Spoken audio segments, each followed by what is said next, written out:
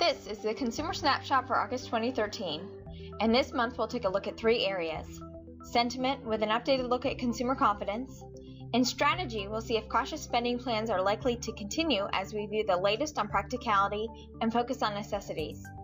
And then finally, with summer rapidly drawing to a close, we'll take a look at back to school this year and what we can learn from these shoppers headed into the all-important holiday season.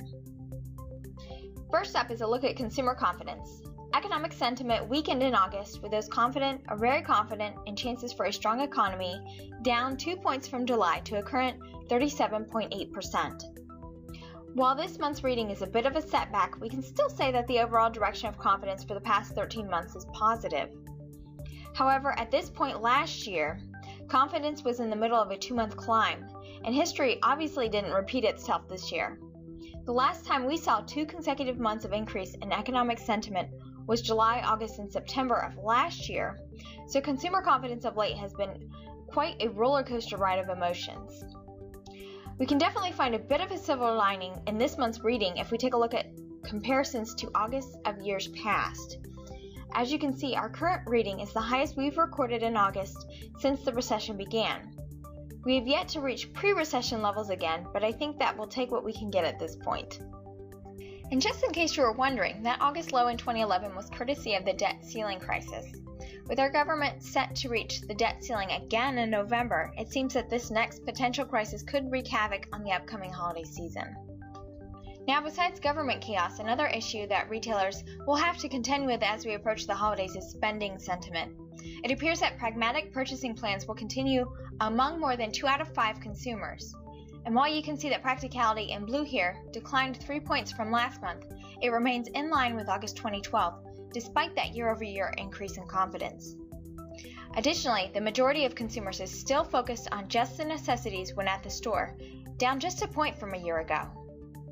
I think this month's results are really indicative of the cautious spending attitudes we're continuing to see among consumers, with retailers like American Eagle, Sears, Macy's, Walmart, and others recently posting disappointing second quarter results.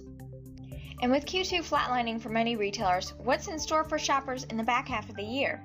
I thought this would be a great opportunity to review consumer spending plans for the back to school season and what we can learn now as we head into holiday 2013. So we'll start with an overview. The average planned spending per household shopping for back to school this year was $635, and that includes apparel, shoes, school supplies, and electronics. Now that's a $50 reduction from last year, but 2012 seemed to be in a bit of an anomaly, a replenishment year for worn-out gear after several years of stagnant spending plans. I'm sure that 2013 spending plans look to be a bit of a disappointment to retailers, but on the bright side, shoppers are still tracking ahead of those recession-riddled years.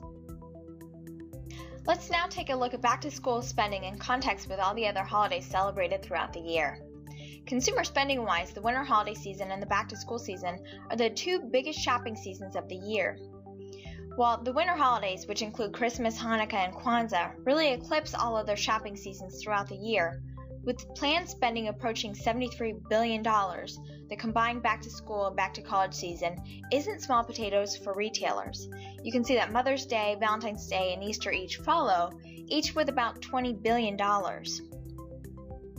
Now, I'm often asked if back-to-school spending is a bellwether for holiday, and in short, I always say no. So let's take a look at the reasons why this is. First, back-to-school shoppers represent a much smaller subset of the adult population compared to holiday. Just 3 out of 10 adults are shopping for back-to-school, compared to the 9 out of 10 celebrating the holiday season.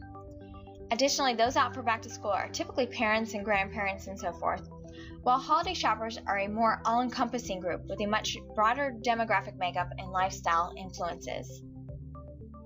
Second, back-to-school purchases are primarily needs-based, while holiday shopping is rooted in discretionary spending.